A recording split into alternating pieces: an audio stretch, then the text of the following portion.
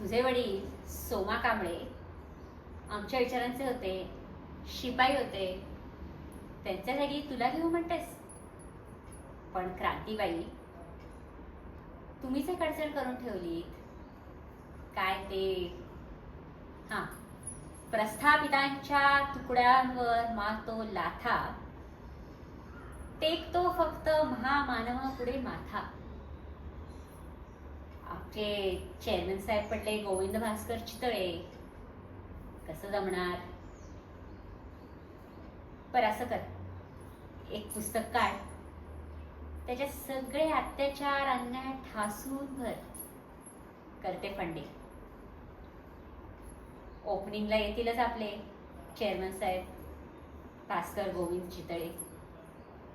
ते इलेक्शन लढतायत, कर प्रचार. पण नोकरी नाही. तुझ्या गटाची मतं मिळवून दे. शेवटी तुम्ही म्हणतातच ना, गेली 2000 वर्ष या लोकांनी आमच्यावर अत्याचार म्हणा